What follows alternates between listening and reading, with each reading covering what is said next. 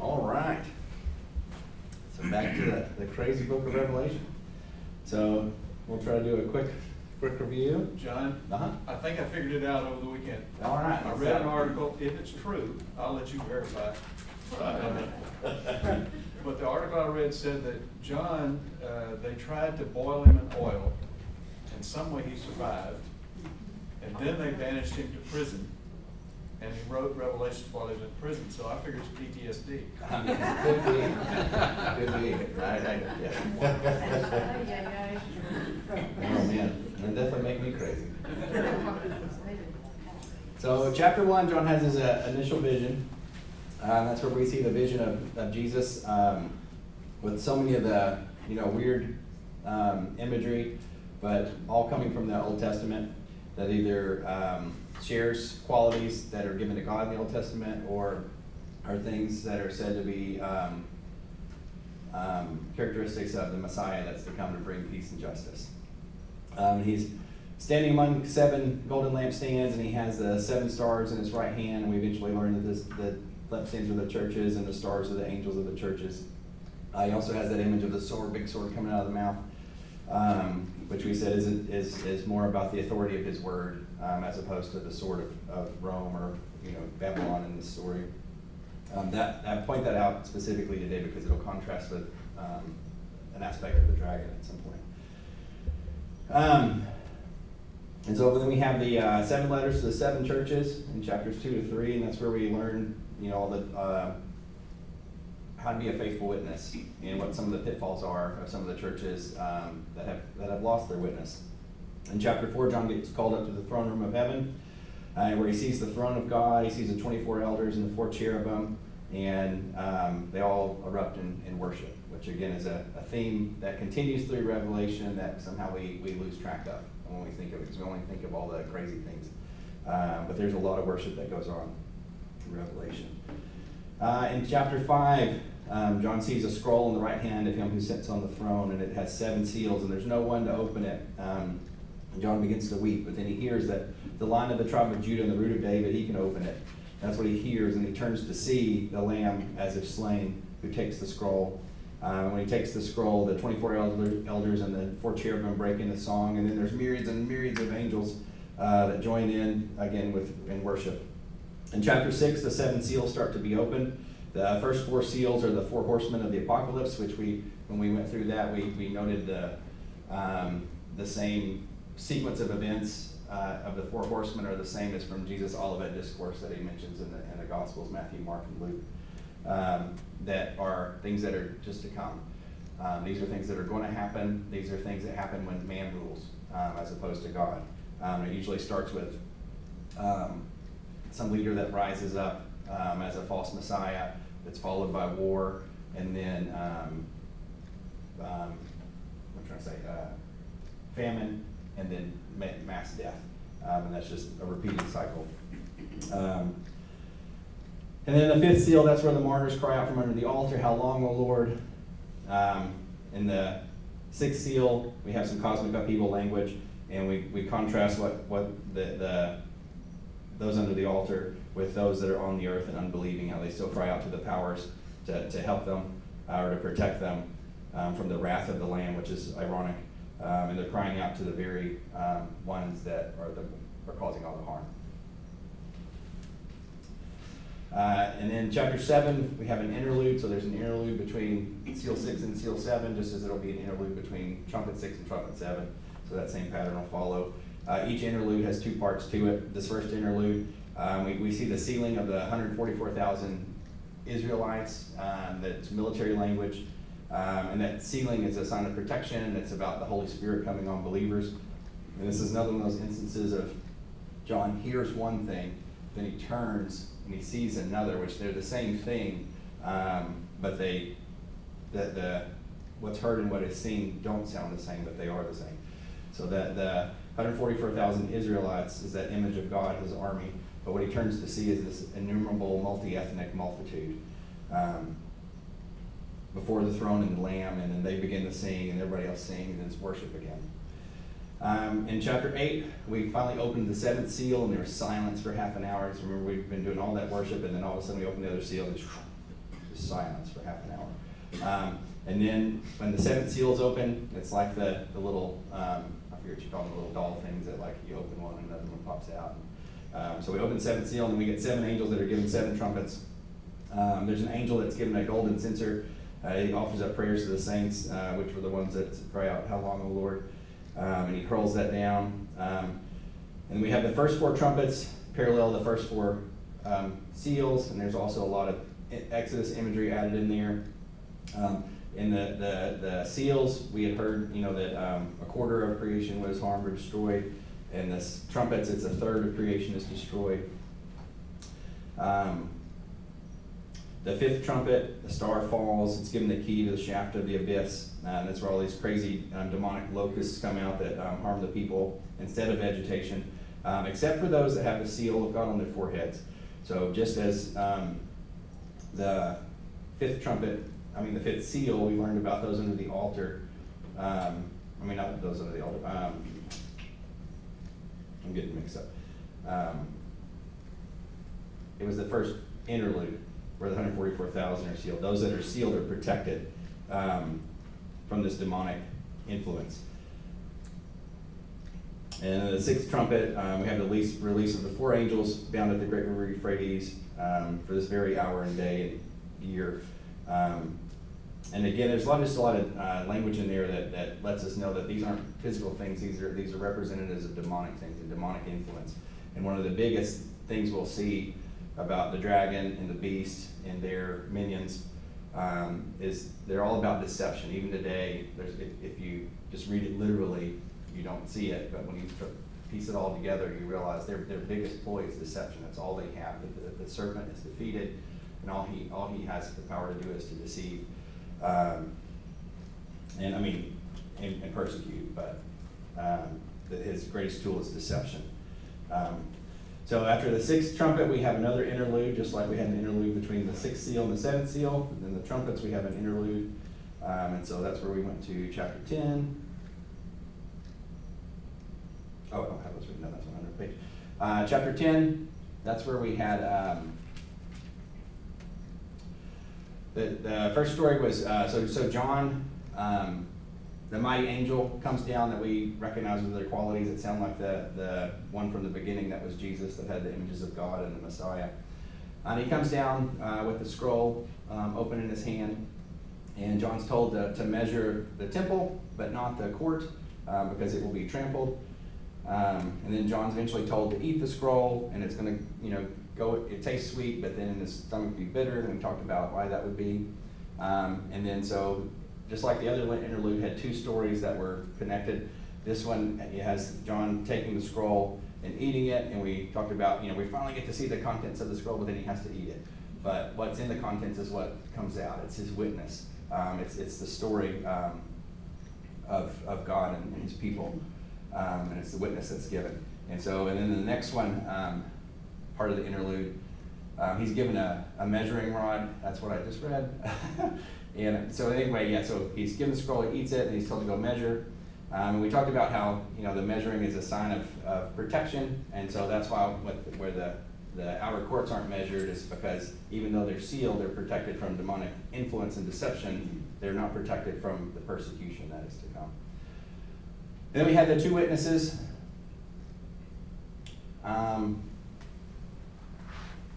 And we talked about how the 2 witnesses, so they're also the 2 lampstands, the 2 olive trees, and that more than likely, rather than those being 2 literal people, they're representative of the 2 faithful witnesses. So we always have that. 2 is typically symbolic of the faithful witness. And also in our letters to the 7 churches, there were only 2 churches that were completely faithful, and so that's all connected, that these are 2 witnesses are likely the people of God throughout time that witness. And they're protected until their message is complete. And then once their message is complete, they're allowed to be overcome by the beast. And that's where we're first introduced to the beast, and he's mentioned just like, oh yeah, you should know who this is, but we don't. But then in chapters 12 through 14, which is what we're starting on today, all that's unpacked. This war of the beast and the serpent on the people of God is going to be unpacked in greater detail. But the short end of the story of the 2 witnesses is that once their message is complete, they're allowed to be slain, and they're dead for 3.5 days, and then they're resurrected.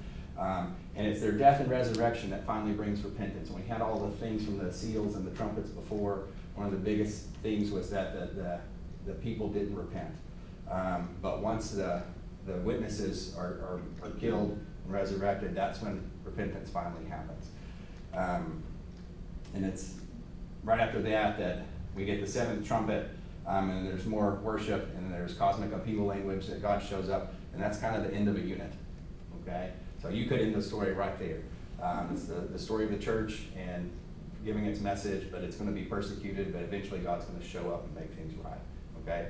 So in chapter 12, we're going to focus in on the beast and the dragon's war on the people of God. So it's kind of like we're starting over, but it's still all connected. So remember, I mentioned it's not like a car ride that's sequential. It's like a helicopter ride where we keep kind of flying around and looking at different aspects from different angles all over again. And so chapter 12 through 14, it's going to kind of be a story from the beginning of our time to the end. So whereas most of what we've been reading so far has been more of a focus on Jesus' death, burial, and resurrection up until now. And so the last days is kind of what it focused on, with the last days being from the moment of Jesus' death, burial, and resurrection until now, not some coming last days. But once that happened, that we entered the last days, and this whole time since then has been the last days. All right. Any questions, comments, anything about that? Big fly over real fast. We love the interlude. It's the part I understand. They can lose. And if I would ever get here early enough, we can draw it out. It's kind of neat to see the comparisons of the seals and the trumpets, and how they parallel one another, and then you break off into the two interludes apiece. And so the 144,000, the great multitude, were the people of God, and the sealing of them, and they're the same thing. And then John and his eating of the scroll and going to prophesy, and then the two witnesses as to the two churches, you start to see that this is all image of God's people as well. So all those interludes are kind of combined to the same thing. It's the people of God, their sealing and protection, and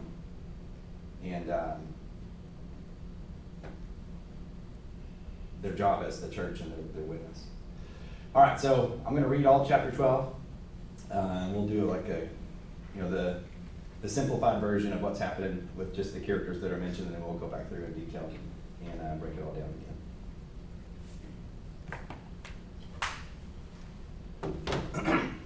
And I'll read with you guys this time. All right. So a great sign appeared in heaven, a woman clothed with the sun, with the moon under her feet, and a crown of 12 stars on her head. She was pregnant and cried out in pain as she was about to give birth. Then another sign appeared in heaven, an enormous red dragon with 7 heads and 10 horns and 7 crowns on its heads. Its tail swept a third of the stars out of the sky and flung them to the earth. The dragon stood in front of the woman who was about to give birth, so that it might devour her child the moment he was born. She gave birth to a son, a male child, who will rule all the nations with an iron scepter. And her child was snatched up to God and to his throne. The woman fled into the wilderness, to a place prepared for her by God, where she might be taken care of for 1,260 days. Then war broke out in heaven. Michael and his angels fought against the dragon, and the dragon and his angels fought back. But he was not strong enough, and they lost their place in heaven. The great dragon was hurled down, that ancient serpent called the devil, or Satan, who leads the whole world astray. He was hurled to the earth, and his angels with him. Then I heard a loud voice say, "Now have come the salvation and the power and the kingdom of our God and the authority of his Messiah. For the accuser of our brothers and sisters, who accuses them before our God day and night, has been hurled down. They triumphed over him by the blood of the Lamb and by the word of their testimony. They did not love their lives so much as to shrink from death. Therefore rejoice, you heavens, and you who dwell in them. But woe to the earth and the sea, because the devil has gone down to you. He is filled with fury because he knows that his time is short." Now just real quick before I keep reading. Anytime it's set off like this, it means it's like more poetic. It's probably like being sung. So it's like yet again another song. So we'll go through. When the dragon saw that he had been hurled to the earth, he pursued the woman who had given birth to the male child. The woman was given the 2 wings of a great eagle so that she might fly to the place prepared for her in the wilderness, where she would be taken care of for a time, times, and half a time, out of the serpent's reach. Then from his mouth the serpent spewed water like a river to overtake the woman and sweep her away with a torrent. But the earth helped the woman by opening its mouth and swallowing the river that the dragon had spewed out of his mouth.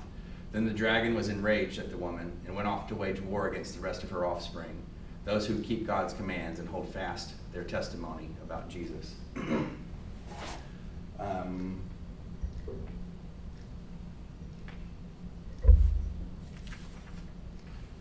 going to read just this first sentence from chapter 13.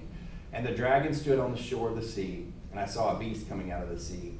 He had 10 horns and 7 heads, with 10 crowns on his horns, and on each head a blasphemous name. So the short version of this is that John sees a great sign of a woman in heaven, clothed with the sun, with the moon under her feet, and a crown of 12 stars on her head.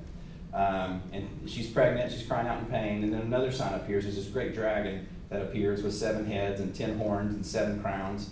And he sweeps a third of the stars from the sky, and they're all flung to the earth. And the dragon stands in front of the woman because he wants to intercept the baby when it's born. But it's protected. She gives birth to the son, a male child, who's told that will rule all the nations with an iron scepter. And then the child is snatched up to God and to his throne. The woman flees to the desert, to a place prepared for her by God. She's there for 1,260 days, which is, again, as that comes up, it's just a time of symbolic of a time of tribulation. And then there's a war that breaks out in heaven. Michael and his angels fight against the dragon and his angels. The dragon and his angels lose, and they're hurled to the earth. The dragon and the angels with him. And then there's a loud voice that says some things about God basically being in control and the accuser is taken down. And there's the song about overcoming by the blood of the Lamb, the word of their testimony. And there's rejoicing in heaven again, but woe or lament because the dragon has been, there's lament for the earth and the sea because that's where the dragon's been hurled to. Because he's been defeated, but he's not yet been destroyed. And so the woman's given 2 wings where she flies off to a place prepared for her. So she's out of the reach of the serpent, but the serpent still tries to spew some stuff at her. But what he spews at her is swallowed up by the earth. And then the dragon's angry and enraged, and he goes off to make war with her offspring. All right, so kind of a crazy little thing going on there, but there's a lot more to it. But that's the gist of it. So he's got the son of this woman that shows up. She's going to give birth to this baby that's going to rule. The dragon sees it, tries to intercept it, but he's not able to, and it's just conflict between the woman and the dragon, and then Michael and his angels, and then the dragon's hurled down. The woman's given wings to fly off somewhere to safety. The dragon still continues to try to pursue her, but he's not able to, and he's angry. And rather than waging war on her, that he goes after her children. That makes sense? Not really, but as much as we can of the characters that were shown. All right. Summary of my misunderstanding. Yeah, summary of misunderstanding. So I mean, it's a lot of crazy stuff. I'm hoping we have time at the end. Probably not. I may have to wait until next week to show it to you. There's a little. Anyway, I'll wait till the end to bring that up. Sorry to tease you with a seed. All right. So Revelation 12 stands as the theological heart of the book. So last week we talked about how chapter 11 was kind of the midpoint, so it's important. But this section of story is kind of the heart of the book as well, just because it shows you the grand overview. Once you realize what each of these things represent, this is basically the story of the Bible from beginning to end. Not just chapter 12, but 12 through 14. And so it shows why the church or the people of God faces spiritual hostility in this world and how God provides victory. That was from my commentary by Dr. Duvall. And then Revelation 12 to 14, it further expands on Revelation 11:7, which we read about last week. And that's the one that says, now when they have finished their testimony, the beast that comes up from the abyss will attack them and overpower and kill them. So chapters 12 through 14 is taking that one verse and opening up and expanding it and showing you what that looks like.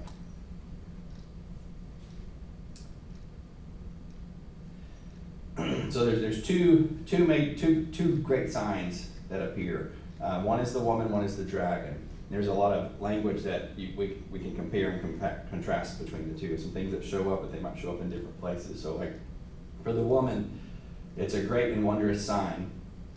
But with the dragon, another sign appeared in heaven with a great red dragon. So whereas the woman was a great sign, the dragon is just a sign of a great dragon. So just a little contrast there. You don't see it in the translation sometimes because they don't like to always use the same words over and over, but the Bible wants to use the same words over and over so that you catch these connections and compare and contrast. So the whole thing here is this conflict between these two signs. Now, I will say this, the thing that I'd like to show you if we end up having time, if not, I may just give you the 2-second version. But it connects all these signs that are mentioned aren't just potential visions that John has, but they're also things that literally happen in the heavens with constellations and stuff like that, which the ancient people were very obsessed with, and we totally lost connection to. But even the Jews had this in a lot of their synagogues. Ancient synagogues, you can see where they have the 12 signs of the zodiac, which you have that symbolic number 12. There's some people that even say in the zodiac, interpreted properly, you have the whole story of the Bible. I'm not saying that's true, I'm just saying there are people that say that, but I pointed out to show you the connection that there's this ancient history that goes back of they're always watching for signs in the heavens. Even with Jesus' birth, how did the wise men know to come? Was it really one star, or is it like something to do with specific events all coming together in the heavens? And so if I get to show you that little video, that's kind of what it talks about, in that there's this one point in history when these certain things come together that match this description that comes down to a specific date. And it's around the time that Jesus would have been born. So if it were true, then it potentially is a huge sign, pun intended, of his actual birthday. But I just gave you the gist of the video, sorry. I couldn't help it. It's just interesting. So you have this great and wondrous sign appeared in heaven, a woman clothed with the sun, with the moon under her feet, and a crown of 12 stars on her head. We've read over the story, we've kind of reviewed it, summarized it. Any connections you can think of to this woman, who it might be, who certain people think it might be? Israel? That's a big vote getter for sure. The church, another big vote getter. Who would the Catholics probably say the woman is?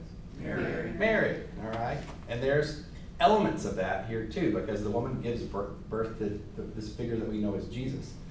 But there's more to it than that as well. Anybody else? If we were going to try to tie it to a specific person. It's hard to take it away from Mary if we're looking at a specific person because she gives birth to Jesus. But there's something all the way back in Genesis 3 as well. Eve, right? Because we're told that there's going to be one that comes from her. That there's a messianic hope in there. Did you pull that up already? Genesis 3. Yep.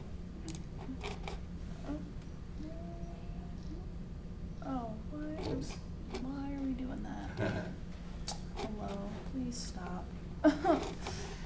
Technology's great when it works. You're doing a great job. It's just the technology. Okay, there we go. All right, let's go down to, where's that? I didn't write it down. It's usually around like 15, 16.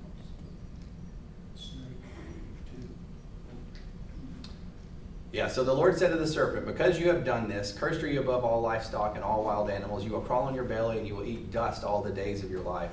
And I will put enmity between you and the woman, and between your offspring and hers. He will crush your head and you will strike his heel. So this is the early promise of a coming one that's going to overcome the serpent. Go back up just a little bit. I notice part of him being cursed too is that he's going to crawl on his belly and eat dust all the days of his life. If he's just a snake, how is it a curse to crawl on his belly? Because he already does that, right? So he must have done something before, like walk or flew, right? And so remember, just as a cat can be a house cat, or it can be a lion or a tiger, there's a big range of cat. Serpent isn't just a snake, okay? It could be a sea dragon or like a flying dragon or something like that. And many of the ancient, can't grab my words this morning, basically their theology of their gods, these images, especially in Egypt, of these like throne guardians, these creatures that are around the throne of the deity. And they're basically a winged serpent, or what we might call a dragon, which is what we're talking about today. So that's why I'm pulling this back up again. So if he's cursed from what he used to be, and he's going to crawl on his belly, then it's very possible that what was in mind with this serpent in the garden is one of these, what we would call it, a seraphim from our Bible, because seraph also means snake. We transliterate the Hebrew word seraph, but it can also mean snake. So what Isaiah possibly sees are these flying, the seraphim are these flying snakes, what we would call a dragon. And so for him to be cursed on his belly means he loses that station, which is part of our story today. But then another big part of this is I'll put enmity between you and the woman. So there's conflict between the serpent and the woman. We're seeing that in our story today. And between your seed and hers, he will crush your head and you will strike his heel. So there's conflict between the woman and the serpent's seed and the woman's seed, but then also specifically between some coming one seed and this particular serpent in particular. I said that twice, in particular. particular in particular. So that's all wrapped up in what we're doing here today as well. So you have this element of Eve, you have this element of Mary, you have this element of Israel, you have this element of the church. But what you see as a whole, if we can put all these together, is the story of the people of God with a promise of the coming seed coming from them somehow. And their conflict with this serpent throughout time until the serpent is finally crushed. Does that make sense? We'll take all this stuff and put it also in a neater package. the source of birth and reproduction in new life, if you think about it. Mm-hmm. Yeah, because it comes to generations and generations. It's not just like an immediate fix. It's allowed to play out over time. So that's a lot of the imagery that's supposed to come in, that these hyperlinks that are supposed to come in as we read this. Okay, now she's clothed with the sun, with the moon under her feet, and a crown of 12 stars on her head. Can we remember any other stories in the Bible where somebody has a dream that involves the sun, moon, and stars? And it's also in Genesis.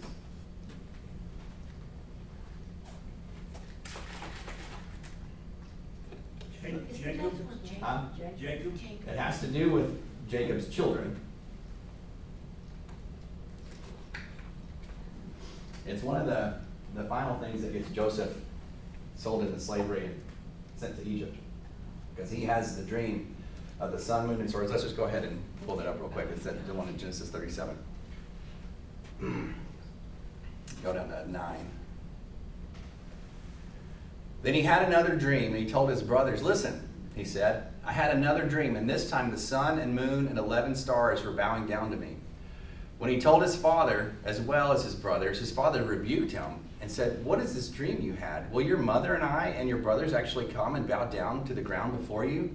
His brothers were jealous of him, but his father kept the matter in mind.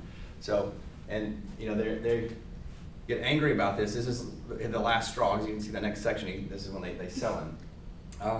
Because like, how in the world is this going to happen? So in this instance, the sun and the moon are his parents, Joseph's parents. The 11 stars are his brother. And you notice in Revelation, there's 12 stars. Over here, there's 11 stars. What's the significance there? Could it be that Jesus is the last one? Right, so this is Joseph's dream. So his 11 brothers are bowing down. But in Revelation, these 12 stars are all 12 brothers, which includes Joseph. Does that make sense? So Joseph's dream, there are 11 brothers. In Revelation, Joseph is included as one of the stars. So, and then Joseph similarly is forsaken by his brothers, yet returns as the Savior. And so that's kind of the point of his vision, is that he's eventually going to be second in command in Egypt during the famine, and they're all going to come, and he has authority. Were you having a conflict with something? Nope. Are you sure? Yeah. I saw a big no. No, he was saying something wrong. Oh. So you were wrong, not me. I was having a minor I'm just kidding. I can be wrong Yeah, anytime. we were talking about the 12, 12 symbolic of the 12 tribes of Israel and the 12 apostles. Yeah. That's Yeah. So, yeah, the 12s run everywhere. Like they're all. Doesn't the name Jesus sort of come out of the name Joseph? I mean, it's Um, sort of, you read it a few places that look like. they're similar, but they're not the same. Right. Jesus, the Hebrew form is actually where we get the word name Joshua from. So it's Yeshua. Yeah, that's right. Yeah. Whereas Joseph is Joseph. Yeah, that's what I was thinking. But very, very similar sounding. Lots of similar sounds there. So there's all these hyperlinks back there. So she was pregnant and cried out in pain, and she was about to give birth. Then another sign appeared in heaven, an enormous red dragon. Oh, I forgot to mention too, this word sign that shows up here in chapter 12, this is the first of 7 times that sign is mentioned. So 7 is poured in. It's got, there's 7 times that it's mentioned. The dragon is red, just as like one of the 4 horsemen was red, and that horse represented war. And so, and this whole chapter is about the war of the serpent against the kingdom of God and against this woman or his people, or God's people. 7 heads and 10 horns and 7 crowns on his head. We'll get into the specifics of what those mean in chapter 13 because it's kind of opened up more there. But one of the big things to see here is the deceit of the dragon here, in that he's trying to appear godly. Okay, because we noted that 7 can just mean completeness. It doesn't have to be a good thing, but most of the time in Revelation when that's come up, it's attached to God or divine things or Jesus or messianic things, the 7 and the 10. And so he's trying to appear good and godly, but he's actually deceptive. Plus the crown. Huh? Plus the crown. Yeah. Posing as a king. Right, yeah, so trying to appear authoritative as well. So, so the dragon and the beast, there'll be lots of elements that come up where they're trying to parody God. So they're trying to mimic or mask themselves as him. And this is one of the things to be mindful of within the church too. As we read those 7 letters to the 7 churches, we saw how many of them were deceived in different ways, where they thought they were doing good. They thought they had life, but they were actually dead. They thought that they were wealthy, but they were actually poor, in the ways that we can be misled. And one of the things, to me, as you look through history, as powers rise up and try to manipulate people, I read an article not too long ago that used the phrase weaponization of kindness. Something to kind of be mindful for, because sometimes people will bring up a cause to try to pull everybody in, but that cause is really just a ruse to something else. It's to get people on their side and just be so devoted to that cause that they're willing to do other things outside of that cause that are actually not good. Does that make sense? So, I mean, even you look back to Nazi Germany, did all those Germans really, recognize what they were doing? Or did they think they were behind a good banner, the good cause, doing good things? The Crusades, there can be a good cause that ends up causing great harm as well. So you could, whether you're looking at religious things or political things, you got to be careful of the weaponization of kindness, because it's one of those ways for the evil one to try to make himself look holy and divine, but then have an ulterior motive.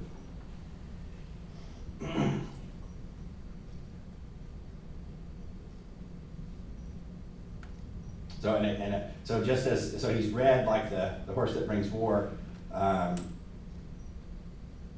These horns and the 10 horns and the 7 crowns, the 7 heads, they're deceptive, just like that initial horseman came in on a white horse with a crown on his head, you know, trying to look like I'm the leader, I'm the one that brings salvation, but in reality he brought war and famine and death. His tail swept a third of the stars out of the sky and flung them to the earth. The dragon stood in front of the woman who was about to give birth so he might devour her child the moment it was born. So there's a lot of imagery packed into this little segment.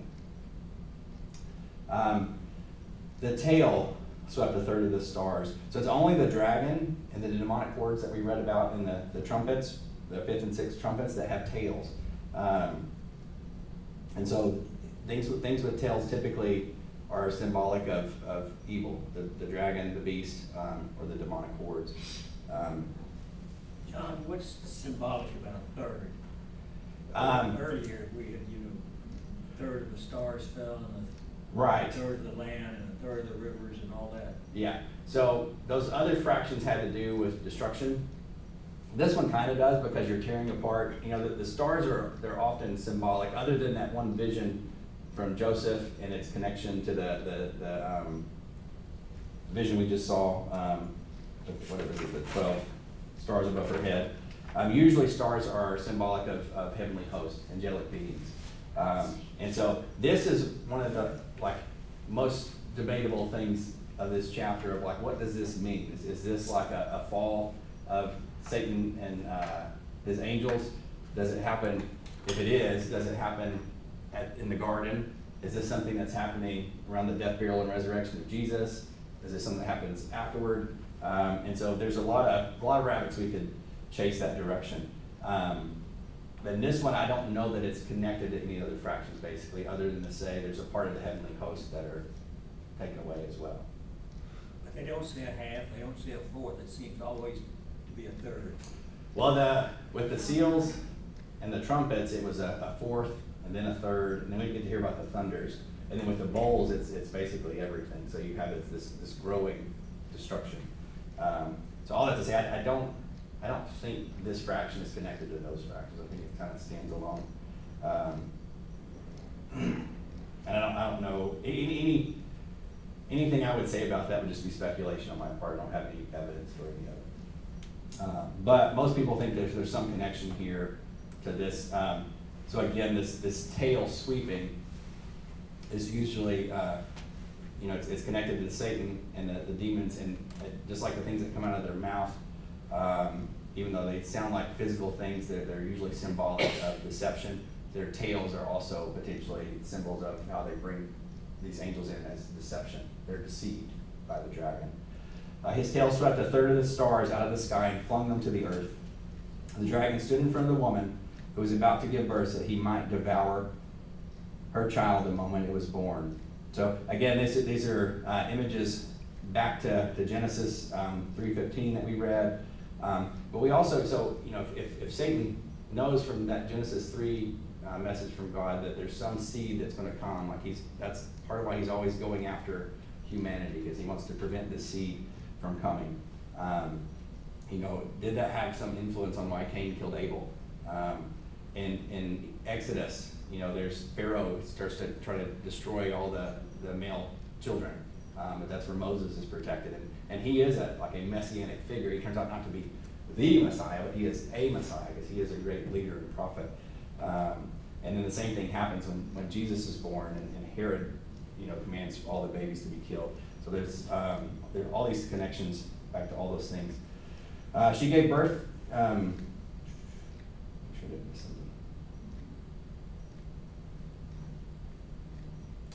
I forgot to mention this for anybody taking notes. We're not going to chase the rabbit, but there's also a possible connection to Daniel 8 with these stars, for anybody that wants to chase that rabbit later. But if there is a connection there, it kind of changes the trajectory of our interpretation. We're not really going to follow that one now because it would take too long, and it's not going to clarify anything for us. It's going to muddy the waters even more.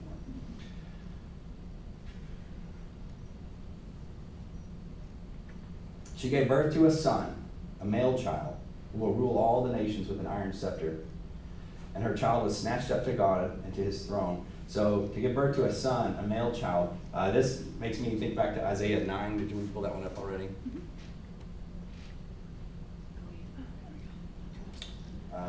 Verse 7, 6 and 7.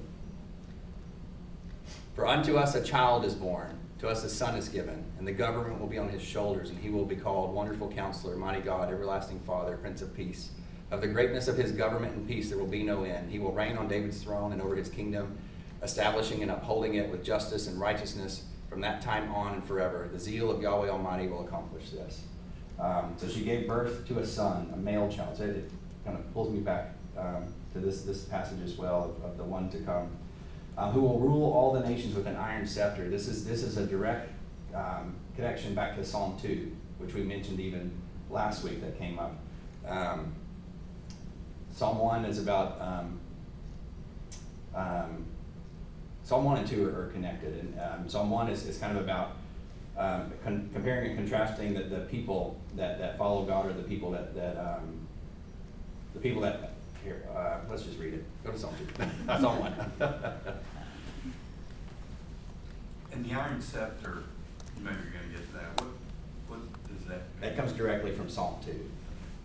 Yeah, so Psalm 1 is going to be the comparison and contrast between the followers of God and those who rebel against God, and how their lives flow out. And Psalm 2 is a messianic psalm that's often sung at the coronation of an Israelite king. There's also messianic hopes built in with it as well.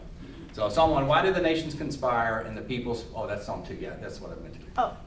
Actually, go back to, we don't have to read Psalm 1, it's fine. Why do the nations conspire and the peoples plot in vain? The kings of the earth rise up and the rulers band together against Yahweh and against his anointed. And so we see that, the battle here in 12 through 14, it stems from the dragon and the beast, but one of the things they often use is the powers and the rulers of the world. So the kings of the earth rise up and the rulers band together against Yahweh and against his anointed. The word for anointed there is the same where we get the word Messiah from. Messiah just means an anointed one. And it can be a king, it can be a priest, it can be a prophet. But so when they were talking about the coming Messiah, they were talking about the main one, the big one, the one that's going to bring justice and peace. Against the Yahweh and his anointed one, saying, let us break their chains and throw off their shackles. We want to rule on our own. Okay, remember the seals and the trumpets show us what the world looks like when that happens. But that's what they want. We want to break their chains, we want to throw off their shackles. The one enthroned in heaven laughs. The Lord scoffs at them. He rebukes them in his anger and terrifies them in his wrath, saying, I have installed my king on Zion, my holy mountain. I will proclaim Yahweh's decree. He said to me, so it's kind of transitioned a bit like third person to now like first person. He said to me, you are my son. Today I have become your father. You see that quoted in the Gospels quite a bit too. Ask me and I will make the nations your inheritance, the ends of the earth your possession. You will break them with a rod of iron. This is where that comes in. So it's one of those things where you can say a little phrase, but it's supposed to take you back to this whole section. You're supposed to have this whole thing in mind. This is, for them to mention that is to bring in this whole messianic hope. You will break them with a rod of iron. You will dash them to pieces like pottery. Therefore, you kings, be wise. Be warned, you rulers of the earth. Serve Yahweh with fear and celebrate his rule with trembling. Kiss his son, or he will be angry, and your way will lead to your destruction.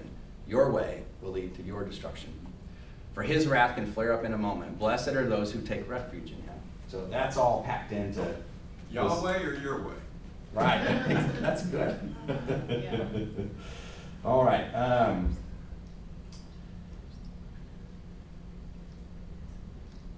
And her child was snatched up to God, to his throne. So in this story, he's kind of glossed over the whole life, death, burial, and resurrection of Jesus. So that it's born and it's immediately ascension. Okay, so he's not chasing that rabbit. He's just saying that's all packed in here. So her child was snatched up to God and to his throne. The woman fled into the desert to a place prepared for her by God, where she might be taken care of for 1,260 days. So desert could also be translated wilderness. Okay, wilderness is a theme that runs throughout the Bible. That's always important. It's it's the Exodus. It's people. Once they flee Egypt, they go into the wilderness. They're there for 42 years. Lots of the prophets go out into the wilderness. Jesus, after his baptism, goes out into the wilderness. And so it's this conflicting place because, you know, it's barren, but God provides for you there. So you're putting yourself in this place of vulnerability where you have to trust, okay? Sometimes it's self-inflicted, sometimes God puts us there to grow. Because you're provided for, but you also have to trust in your provision. It's a place of trial because you're not going to like it. It doesn't feel good. You know, when the Israelites went into the wilderness, God provided for them. He always met their needs. They didn't go without anything, but yet they still grumbled and complained because it didn't come at the pace they wanted or in the amount they wanted.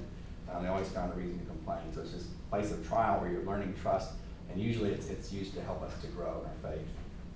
So the woman fled into the desert to a place prepared for her by God. So it's where she's intended to go. It's to protect her, but it doesn't mean it's going to be easy. And so for them to mention the 1,260 days, that's 3.5 years. So it's also this, you know, we've made the connections back to Daniel 7 and Daniel 12. But the 3.5 typically symbolic of a time of tribulation or trial.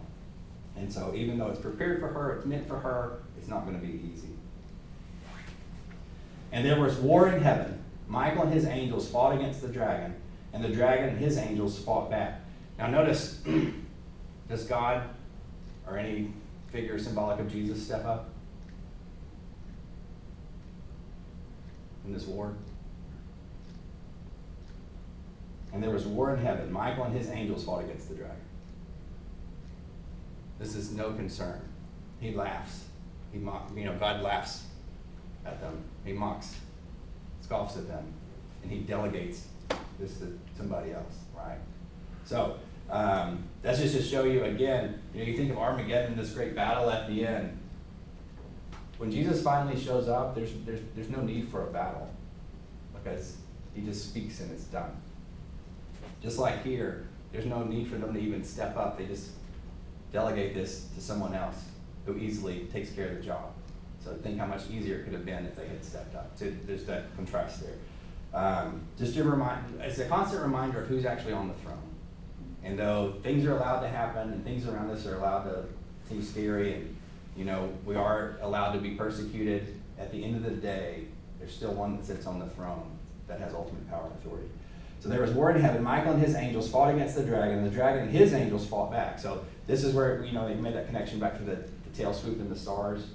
Those stars are probably angels. Now we have a dragon and his angels, so he's brought some angels with him.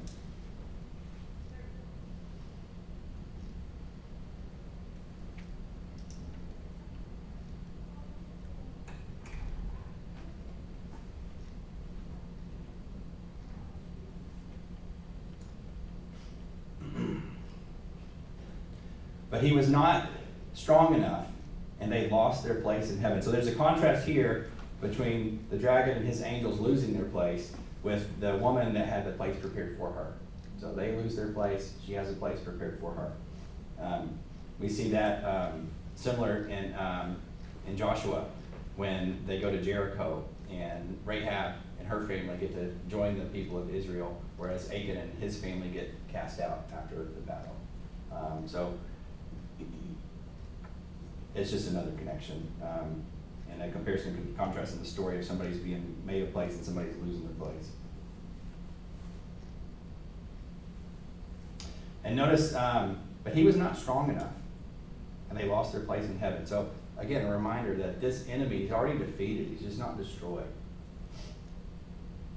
The great dragon was hurled down, that ancient serpent called the devil or Satan, who leads the whole world astray. He was hurled to the earth and his angels with him. So now we get like a broader description of this dragon that connects back to other things from the Bible.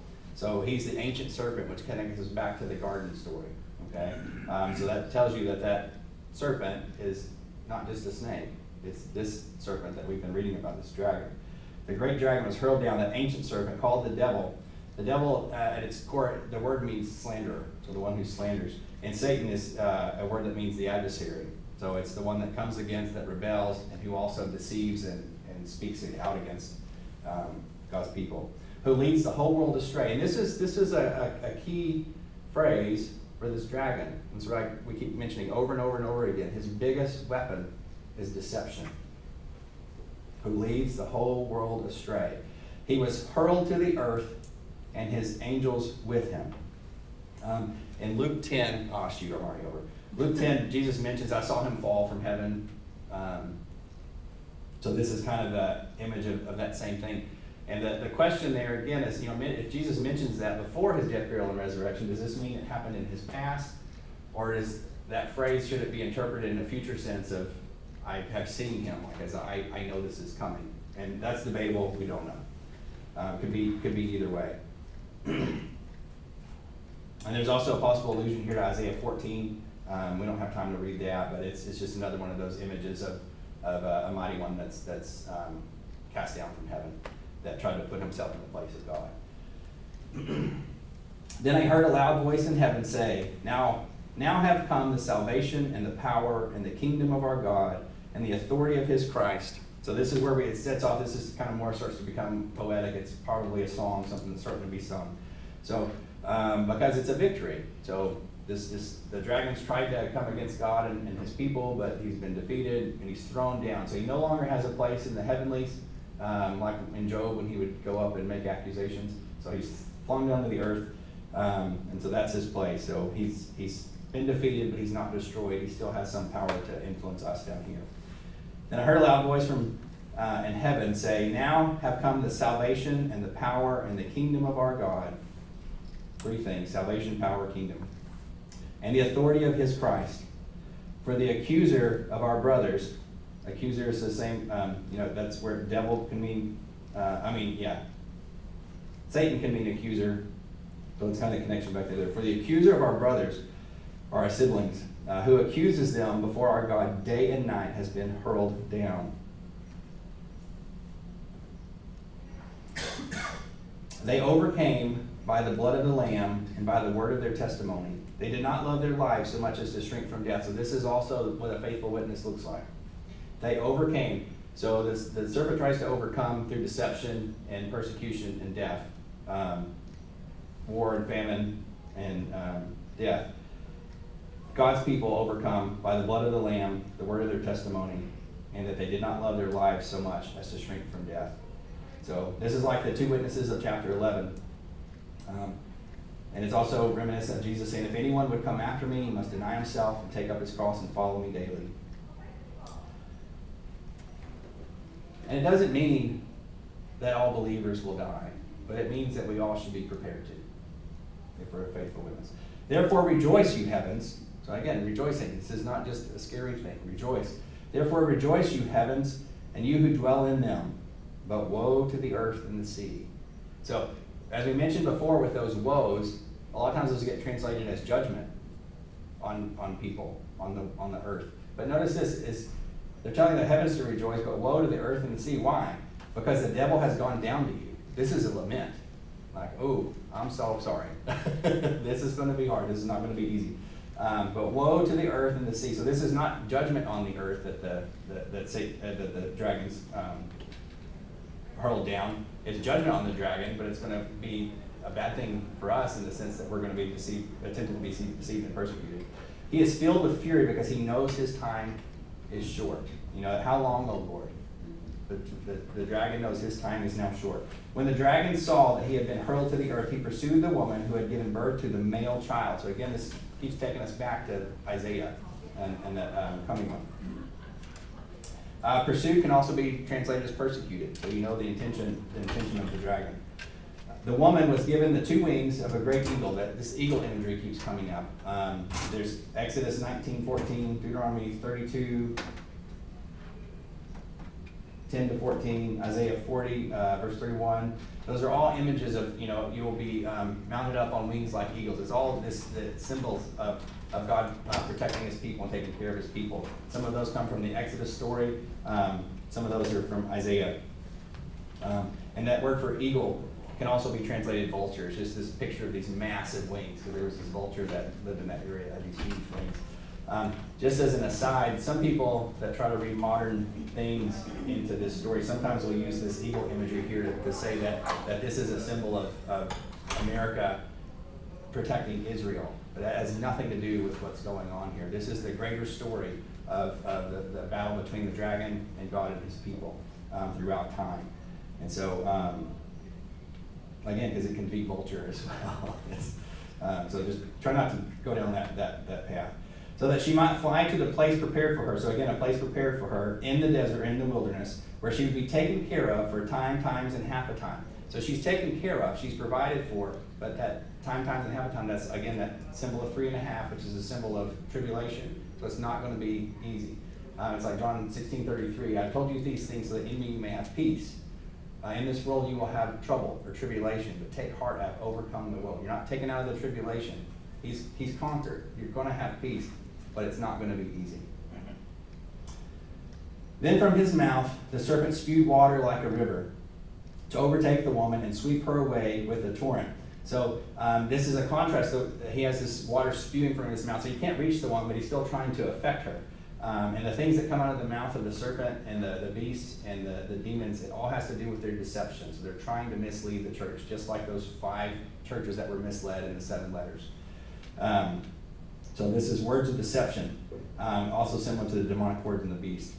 And so, and it contrasts with the sword of Jesus' mouth. So what comes out of the dragon's mouth is deception. What comes out of Jesus' mouth is authority. The mouth is authority and power.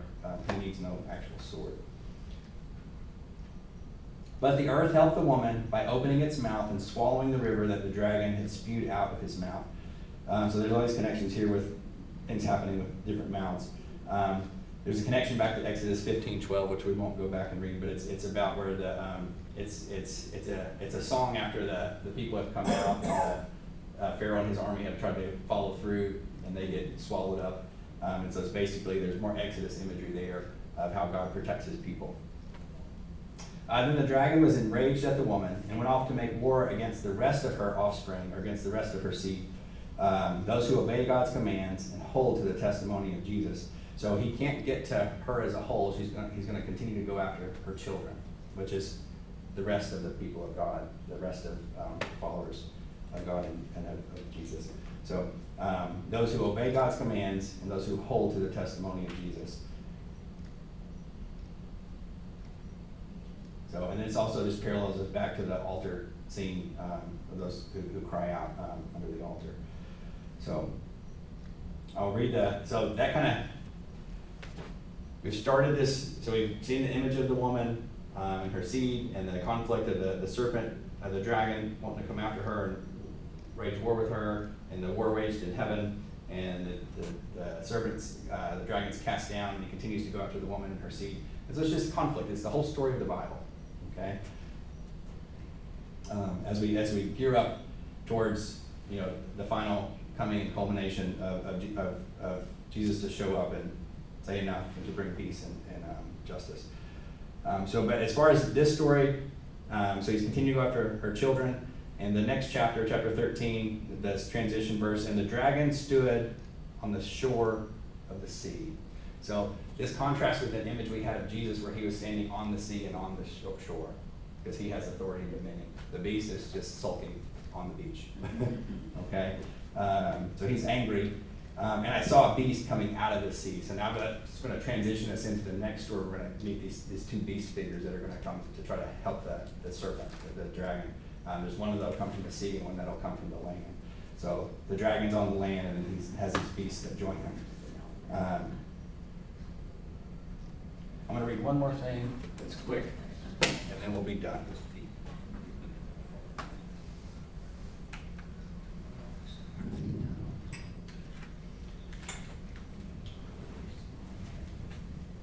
As we read through Revelation, the biggest thing is, we're continually given a view behind the curtain. We see what's going on with people, but Revelation wants us to see the powers that are actually involved and the influences that are actually involved, and that the war and the famine and the death that's caused by humans when they rule, that those humans are being deceived. And we need to see that, and